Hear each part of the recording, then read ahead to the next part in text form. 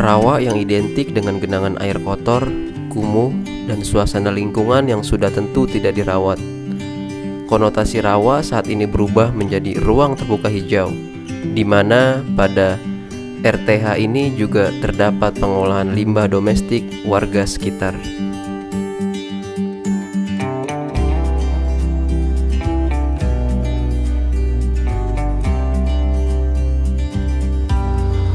Assalamualaikum warahmatullahi wabarakatuh. Selamat siang rekan bisnis dimanapun Anda berada. Ketemu lagi dengan saya Delva di channel Bumi Wirasta Channel yang spesialis membahas masalah aerator, kemudian pompa submersible, diffuser, dan biasanya produk tersebut dipakai untuk sistem pengolahan limbah atau pengolahan air. Dan pengolahan air ini sekarang banyak dipakai untuk sistem peningkatan budidaya perikanan dan maupun udang. Dan dalam kesempatan ini saya berada di lingkungan Jakarta Timur. Di sini adalah bersama dengan Pak Sinambela. Ya. Nah, beliau ini adalah yang mengerjakan STP atau IPAL, atau kalau dalam bahasa sekarang tuh SPALDE, ya, SPALDE, Sistem Pengolahan Air Limbah Domestik Terpusat. Sebenarnya sih ya kalau disederhanakan nama instalasi pengolahan limbah. Cuman kita pakai sistem yang dibuat oleh pemerintah DKI, namanya Sistem Pengolahan Air Limbah Domestik Terpusat. Terpusat itu artinya limbah-limbah domestik dari masyarakat dipusatkan di dalam satu tempat, itu di lingkungan yang ada di sekitar sini. Nah, sistem ini menggunakan sistem biologi, jadi mengandalkan root blower atau aerator, dan menggunakan bakteri, kemudian menggunakan sistem probiotik, sistem biologi ya. Jadi benar-benar mengandalkan kehidupan bakteri, dan bakteri ini mengandalkan oksigen, jadi mengandalkan aerator yang handal. Dan dalam kesempatan ini saya akan mengulas kumpas tuntas mengenai sistem yang ada di sini. Ini sistem ini yang saya ketahui, jadi dia mengambil limbah itu dari rumah-rumah penduduk ya, sekitar ada 2 RT ya Pak ya? Iya, 2 RT. 2 RT ditarik ya. Jadi ini semacam kayak kalau rekan-rekan lihat itu, kalau PDAM masang pipa ya dari sub PDAM ke rumah. Ini kebalikannya, dari toilet tinja ke sistem ini ya. Jadi sistem ini dibangun oleh pemerintah DKI sengaja, jadi menggunakan tanggung jawab di bawah suku dinas lingkungan DKI. Jadi dan mungkin untuk jangka panjang ini sangat bagus sekali untuk lingkungan kita. Jadi konsep lingkungan atau go green itu yang merupakan menjadi isu internasional itu bisa dijabarkan dalam bentuk pengaplikasian sistem pengolahan lingkungan terpadu seperti ini. Baik rekan bisnis kalian, saya langsung aja tanya nih sama Pak Sinambela. Pak Sinambela, nama lengkap saya Pak? Kabul Sinambela. Kabul Sinambela. Kabul Sinambela. PT apa Pak? PT Unggul Sarana Konstruksi. Unggul Sarana Konstruksi. Ya. Oke, gimana ceritanya Pak dari awal? Ini awalnya tadinya rawa katanya Pak ya? Iya. Gimana ini Pak? Tadinya rawa ya. Tempat pemancingan ini. Oh, jadi rawa ini. Jadi saya ngebayangin rawa itu Pak. Oh, rawa nih. Dalamnya berapa meter Pak? Ini dalamnya dari tanah itu ya, permukaan tanah kurang lebih ketemu lumpur itu 1,5 meter. Ketemu lumpur ya. 1,5 meter lumpur. Ya. Nah, terus? Disitulah di lokasi inilah kami melaksanakan pekerjaan ini gitu. Jadi pada saat permulaan pekerjaan ini emang kita kan mulanya di bulan-bulan 9 ya. Pas musim-musim hujan lagi. Jadi ini lokasi paling rendah. Begitu hujan di atas sana ya, 10 menit aja atau semua air masuk ke sini. Sementara kami di sini baru mulai gali-gali. Nah, sering terjadi baru kita ngegali, datang hujan langsung ini tenggelam lagi, terpaksa kita sedot lagi. Nah, jadi menentukan titik ini emang dari instruksi dari dinas. Nah, harus di titik sini kan, di sini gitu. Ya, ini sebetulnya kan lahannya dinas pertamanan. Jadi dari sebetulnya ini proyeknya, pemiliknya Dinas Sumber Daya Air DKI Jati Baru. Tapi nanti pengelolaannya diserahkan ke Sudin Sumber Daya Air Jakarta Timur. Mereka lah nanti yang mengoperasikannya sehari-hari. Gitu. Nah, pada saat pekerjaannya itu disitulah yang sangat ini kemarin kita ya. Jadi Bapak ini narikin, jadi ini kan di empang gitu Pak ya? Digali gitu, sampai berapa meter kali ya Pak? Kedalaman sampai dia ngecor ke bawah ini kan cuma dicor semua kan? Kedalaman 5,5 meter. 5,5 meter. 5,5 meter. 5,5 meter. Berapa sih sebenarnya panjang kali lebar Pak? Semua lahan ini? Kalau untuk bak ini ya, bak ini 4,6 ya. 4,6 kali panjangnya ke sini 13,5 ya. Setengah meter. 13,5 meter lah. Gitu. Untuk kapasitasnya Kapasitasnya berapa? kapasitas ini 100 meter kubik per hari. Per hari? Iya. Itu Jadi, Bapak narikin berapa rumah, Pak? Kira-kira tuh, Pak? Dari toiletnya itu, Pak ya? Dari toilet. apa namanya? Septic tank. Ini kan termasuk di sini black water sama grey water. Oke. Dari kamar mandi juga iya, Masuk dari juga? toilet juga iya, masuk ke sini. Diolahlah di sini. Gitu Ini ya. artinya satu rumah itu bisa 2 keluaran gitu, Pak? Dua, jadi dari 2 pipa dia. Satu pipa untuk menampung air kamar mandi, cuci piring segala macam. Satu dari toilet. Oh, gitu. Iya. Berarti Gitu. PR-nya jadi saya ngebayangin. dia nanti makanya setiap rumah ada namanya bak kontrol. Dari di bak kontrol itu dia bergabung di Bapak bak bikin kontrol. bak kontrol dari setiap Di setiap rumah? rumah. Dari bak kontrol itu Bukan nanti dari septic tanknya, apa dia udah ada, jadi nggak ngutang? dari septic tank ditarik ya, tarik masuk ke bak kontrol. Dari kamar mandi, tempat cuci juga Masuk bak ke bak kontrol. Untuk nanti suatu saat ngontrol kalau ada di situ ada Ya kan ya artinya bak kontrol juga yang mengalirkan air ke sini kan, dari situ juga. dari bak kontrol lah Bak kontrol masuk itu kan ke pipa. Ke pipa. Pertama pipa 4 in, lalu ke pipa primernya ya, pipa 6 in, 6 in. sama 8 in. baru masuk ke bak pengumpul yang ada di Masuklah situ. di bak pengumpul, tapi sebelum masuk ada di situ namanya bar screen. Bar screen. Dia disaring dulu di situ. Ada sampah-sampah. Kadang-kadang juga masih masuk botol-botol apa? Aqua, gelas-gelas aqua. Saya lagi ngebayangin Bapak narikin pipa dari rumah satu-satu gitu, Pak. Iya. Ada berapa rumah sebenarnya, Pak? Sebetulnya sih targetnya 100 untuk kapasitas ini ya, kapasitas Berapa rumah 100 meter kubik. targetnya? Ini rencananya sih 110 rumah. 110 rumah. Nah, tetapi karena ada pekerjaan tambah kurang sehingga belum mencapai seperti 110 itu tadi. Tapi rencananya nanti akan ditingkatkan juga. Akan ya pasti, Pak, itu pasti. Iya, akan ditingkatkan. Karena kan 110 yang rumah yang nggak belum ditarik pasti ngiri. Pasti, Rumah pasti. saya nggak ditarik. Mereka sudah pada nunggu. Udah pada nunggu. Mereka udah pada nunggu. Oh gitu. iya pasti lah itu. Udah. Ya kan karena selama ini emang masalah lingkungan itu kan dari kadang-kadang dari apa namanya limbah rumah itu kan dia keluar begitu aja, Pak. Mas septic tank kan tuh merusak ya, Pak ya. Jadi Iya. efek tuh biasanya tuh rumah tuh jadi banyak tikus lah. Iya. Terus banyak kecoa. Iya. Nah, ini kan sebenarnya lebih sehat ya, Pak ya. Betul. Betul, lebih sehat. Artinya air yang dari kamar mandi dari toilet udah langsung masuk ke pipa dan dikumpulkan di sini. Jadi tidak lagi ada penyerapan di dalam tanah gitu loh. Oh iya iya. Nah, tapi di sini memang kita waktu kita juga mau nyambung ke rumah penduduk, kita memang sosialisasikan ke penduduk ya, masyarakat. Tolong ya sampah-sampah itu supaya Jangan diambil, dimasukin. jangan sampai masuk ke dalam pipa, nanti takut terjadi penyumbatan. Yang utama tuh apa? Cuman blower doang ya, Pak ya? Sama Nah, di pompa sini ya? yang kalau mekaniknya itu yang paling utama kan blower ya, blower untuk aerasi Anginnya ya, itu kan, aerasinya aerasi, ya. Terus ada yang juga pompa submersible.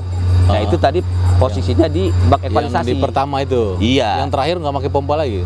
Dia secara gravitasi Langsung keluar. Berarti nggak terlalu banyak perawatannya ya untuk mekaniknya ya? Iya, ya. Ada satu lagi pompa lumpur namanya. Pompa lumpur. Nah, pompa lumpur. Oh, dibuat balikin ke Buat balikin lagi lumpur ke sedimentasi. sedimentasi. Nah, bisa balik ke sini. Bisa balik ke aerasi juga. Nah, ada dua tempatnya, Ada bisa dua. balik ke aerasi sini, bisa balik juga ke sedimentasi di sana. Gitu. Iya iya. Iya. Ayo sambil diminum lah. Ya, ya salah, Pak. Sambil diminum. Nah, di sini ada sebetulnya yang lebih paham sistem di sini. Ada site manager kita di sini. Oh, ada sales manager. Mungkin Mungkin Pak Anton Pak Anton Marunung. ya. Iya, Pak Anton. Kali Pak Anton ini ada keliling kali, Pak ya. Ini Iya, yang tadi kita keliling. sebutin itu bak pertama, kedua, ketiga itu biar Pak Anton yang jelasin. Iya, itu lebih ahlinya Lebih Pak ahlinya. Anton sebagai Pak Anton jadi Pak Anton. Pak Anton barangkali bisa lebih ya ngejelasin ya. Jelasin ya. Sistemnya gitu. Apa kabar Pak Anton? Oh, baik, Pak. Aduh, mungkin Pak Anton bisa bantu nih buat ngejelasin Oh, siap. apa aja sistemnya seperti apa. Langsung tadi udah jelasin secara global sama Pak Sinambela ini. Ya. Ya, silakan Pak Anton. Oke, siap. Saya akan menjelaskan proses air sistem pengolahan air limbah di RTH Pedaengan ini. Oke, baik. Ayo, mari.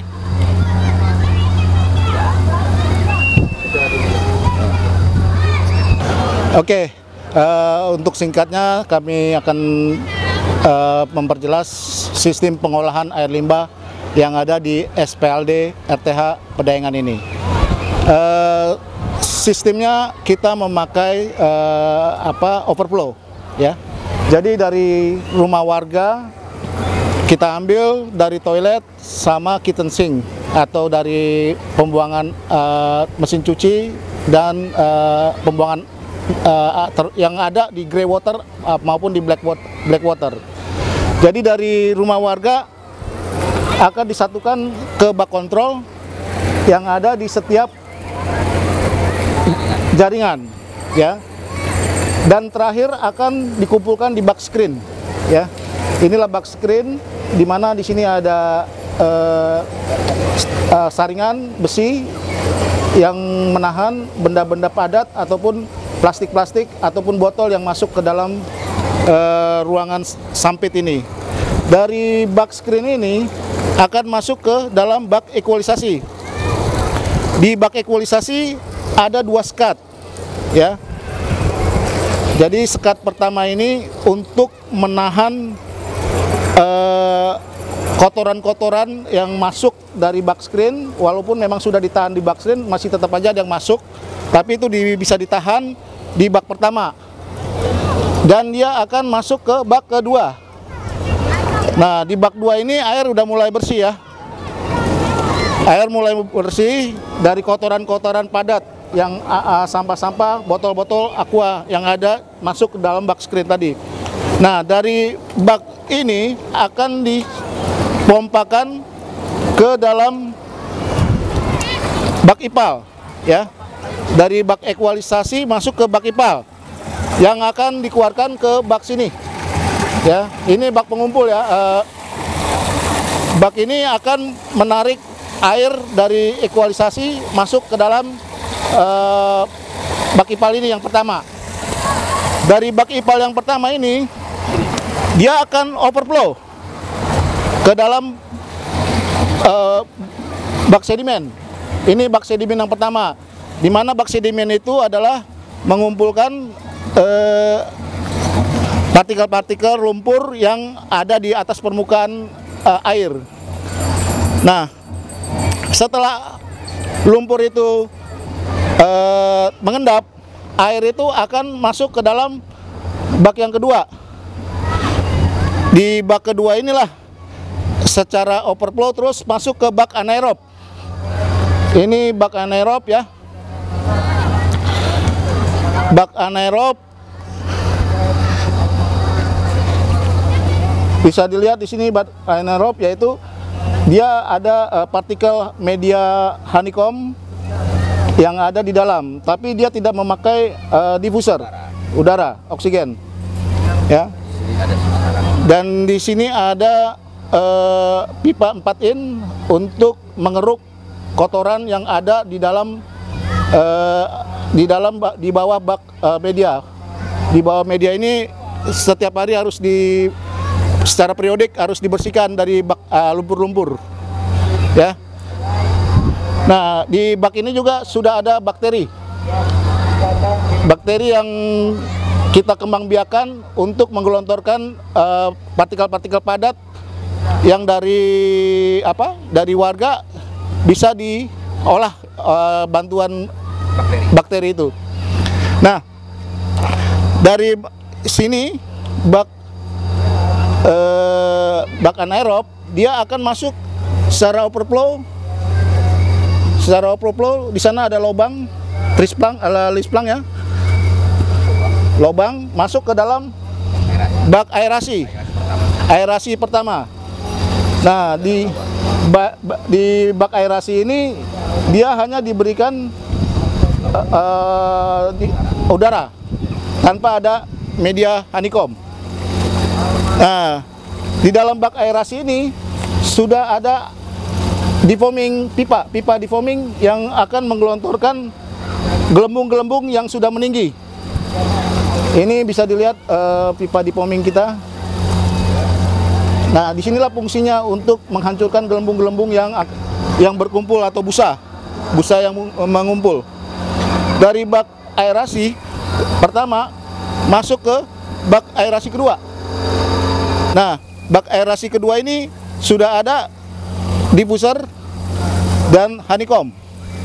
Jadi tetap prosesnya ada udara yang kita masukkan melalui diffuser dan juga ada pipa lumpur ya dan pipa defoaming. Nah, dari aerasi 2 secara overflow lagi akan pindah ke bak sedimen 2 ya. Ini bak sedimen 2. Nah, di bak sedimen 2 ini ada namanya scum skimmer. Bisa dilihat di sana. Scum skimmer. Nah, dan di sini juga ada pompa lumpur yang kita pakai untuk menyedot kotoran-kotoran yang mengendap di dalam bak sedimen tersebut. Dan kita di Bantar Gebang, kotoran dari ataupun lumpur dari bak sedimen 2 ini akan dibalikan ke lubang aerasi yang pertama, sama ke lubang sludge. Ya. Kasus di Bekasi. Jadi proses itu lumpur akan dikembalikan lagi ke proses awal, masuk ke proses sludge.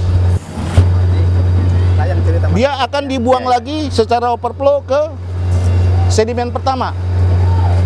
Ya, jadi ini secara sedimen pertama dia akan berproses lagi seperti awal. Ya.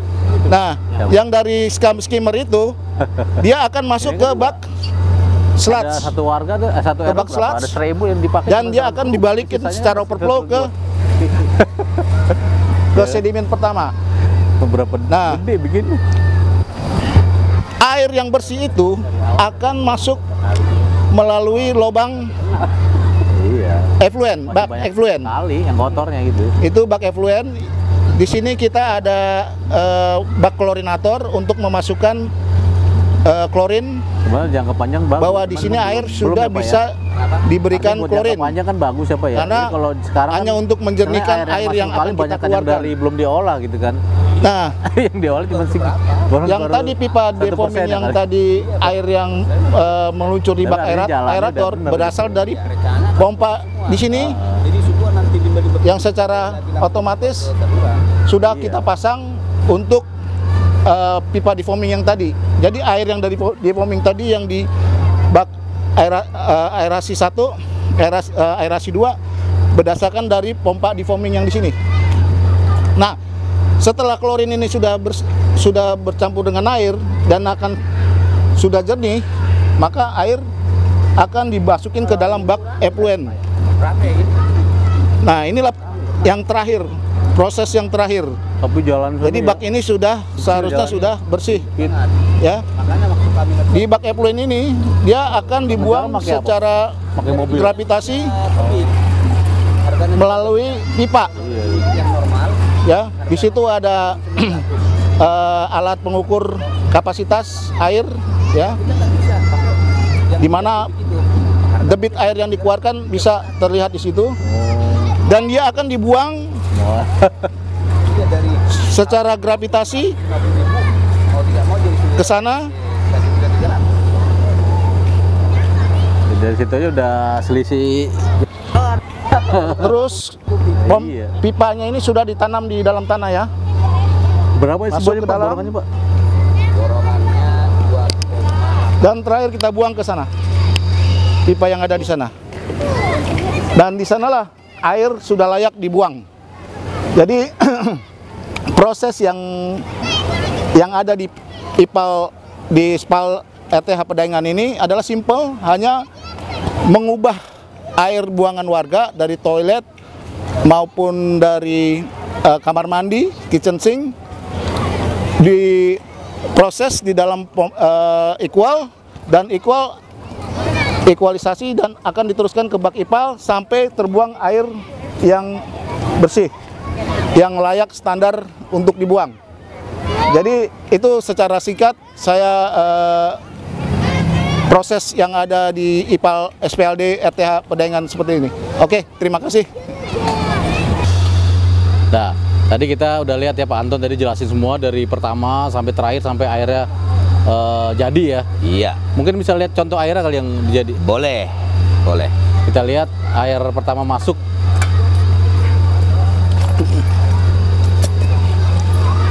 Nah, ini air pertama masuk ya, yang di bak tadi yang pertama ini yang udah jadi nih. Iya. Yang sudah bening. Outlet, yang udah jadi bening. nih.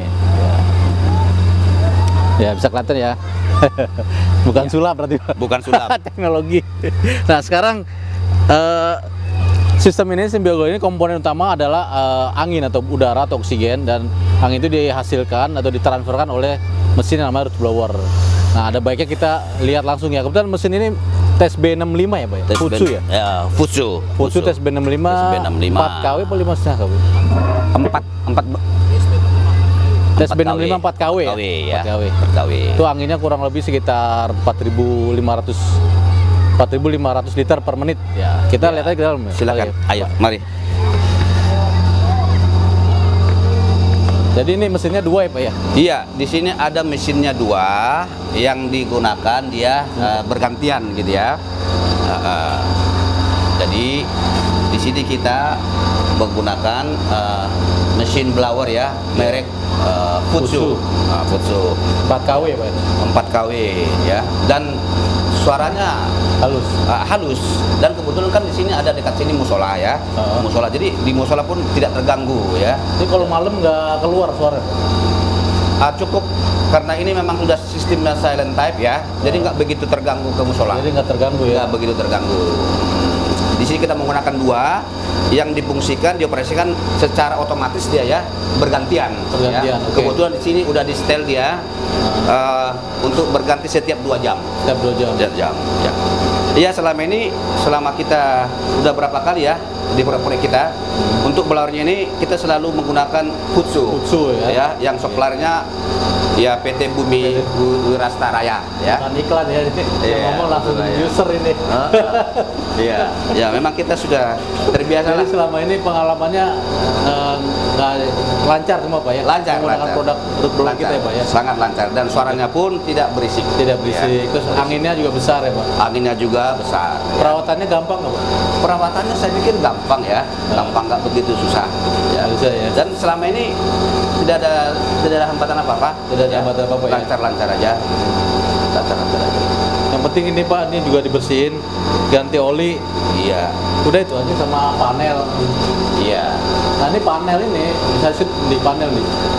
Di panel ini satu box, ini terdiri dari beberapa komponen ya. Iya. Jadi artinya kalau kita mau ngecek suatu panel, kita nggak bisa ngecek secara keseluruhan kotaknya ini, tapi kita cek misalnya mesinnya yang mana, yang ini.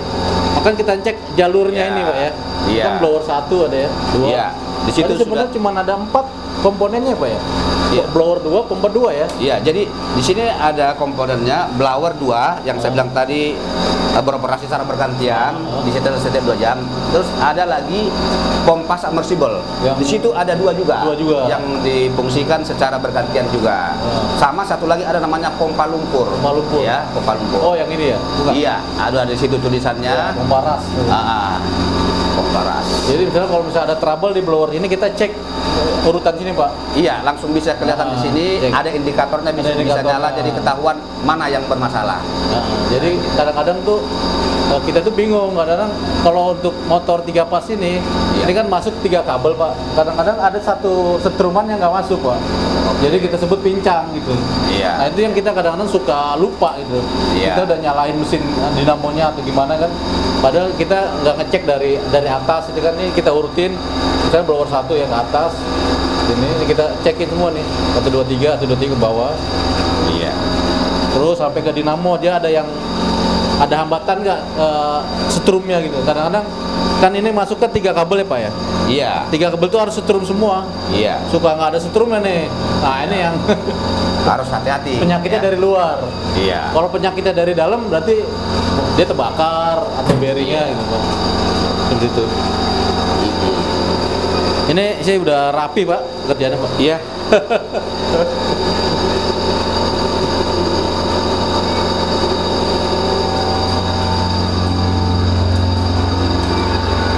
Nah, ini sengaja dibikin lebih tinggi, Oh, ya. iya. Karena di sini apabila pada musim banjir, ini air bisa Sampai tinggi, elevasi air pada puncak bisa sampai boleh dibilang itu bangunan itu, lantai bangunan itu bisa rata lantai bangunan itu. Nah, jadi makanya udah kita antisipasi. Ini sengaja kita tinggikan. Kenapa dibikin tinggi? Karena untuk mengantisipasi kalau bila mana terjadi banjir, ya. jadi pompa kita aman. Tapi ini juga bisa kena nggak Pak? Ketutupan gitu maksudnya? Kalau banjir? Kalau banjir-banjir tertentu, yang banjir yang sekali 5 tahun gitu ya, kan ada apanya ya, fase-fasenya ya, itu bisa tenggelam Bisa juga sih. jadi ya? Bisa. Ya, Tapi jadi untuk pompa, udah kita amankan. Udah kita amankan.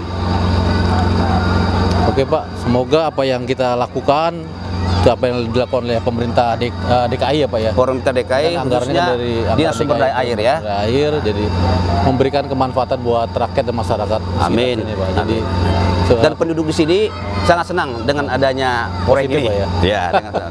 Ya, saya juga Satu yang tadinya jadi ini empang, Embang. sekarang sudah Jadi berbentuk taman bangunan indah gitu. Jadi Ya. judulnya ini Empang dirubah menjadi Iya, pengolahan air limbah. Ya. Kalau lahan ini memang Lahan. punya dinas pertamanan. Pertama ya. Ya. Baik, Pak Sinambela, terima kasih nih atas waktu dan kesempatannya Pak ya. Sama-sama Pak. Saya doakan Terima kasih. Pak Sinambela perusahaannya maju terus, sukses, lancar, Amin. makin berjaya Pak. Amin. Terima amin. kasih Pak. Oke, Selamat sore Pak. Selamat sore.